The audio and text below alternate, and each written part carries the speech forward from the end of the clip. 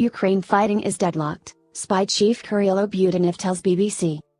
Like the video and subscribe. We will continue to bring you hot news every day. Fighting in Ukraine is currently at a deadlock as neither Ukraine nor Russia can make significant advances, the head of the Ukrainian Military Intelligence Agency has said, while Kiev waits for more advanced weapons from Western allies. The situation is just stuck, Kyrylo Budanov told the BBC in an interview. It doesn't move. After Ukrainian troops recaptured the southern city of Kherson in November, most of the fiercest battles have been around Bakhmut, in the eastern Donetsk region.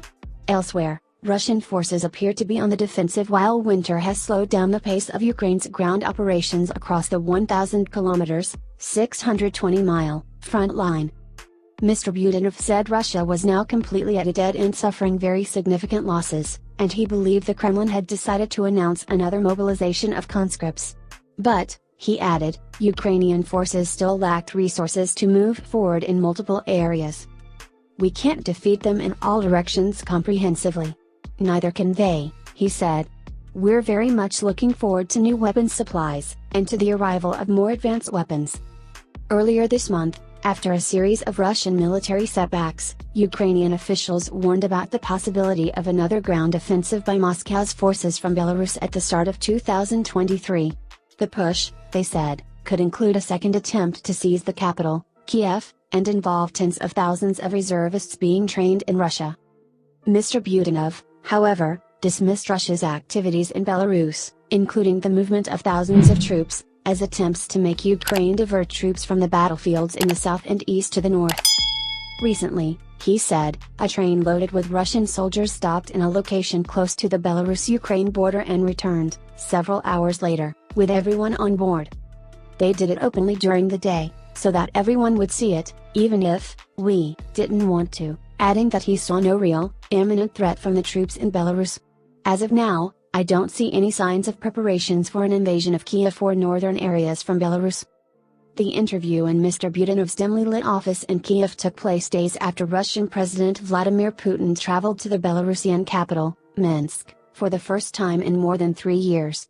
His visit raised speculation that he might try to persuade President Alexander Lukashenko, a longtime ally, to send Belarusian troops to Ukraine. Belarus has been used by Russian forces as a launchpad for attacks, but Mr. Budanov believes Belarusian society will not support any further involvement in the war, and analysts have questioned the level of preparedness of its 48,000-strong army. That's why President Lukashenko is taking all steps to prevent a disaster for his country, he said. Since retaking Kherson, Ukrainian forces have been engaged in brutal fighting with Russian troops around Bakhmut, in trench warfare that has been compared to World War I. For Russia, capturing the city would disrupt Ukraine's supply lines and open a route for an advance towards other Ukrainian strongholds in the east, including Kramatorsk and Sloviansk. The offensive, Mr. Budanov said, was being led by the Wagner Group, a Russian mercenary army. Its founder, Yevgeny Prigozhin, is believed to want to capture the town as a political prize, amid rivalries between senior Russian officials. Away from the battlefields, Russia has carried out a relentless air campaign since mid-October, targeting Ukraine's critical infrastructure with missiles and drones, leaving millions without electricity, heating and water.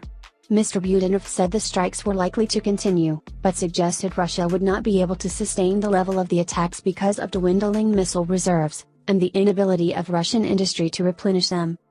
Although Iran has provided most of the drones used in Russia's attacks, the spy chief says it has so far refused to deliver missiles to Russia, aware that Western countries are likely to impose measures on Tehran, already under crippling sanctions because of its nuclear program.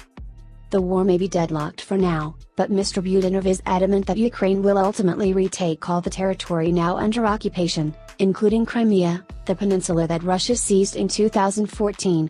He envisages Ukraine returning to its 1991 borders, when independence was declared with the collapse of the Soviet Union. We hope the video was useful to you. Like the video and subscribe. We will continue to bring you hot news every day.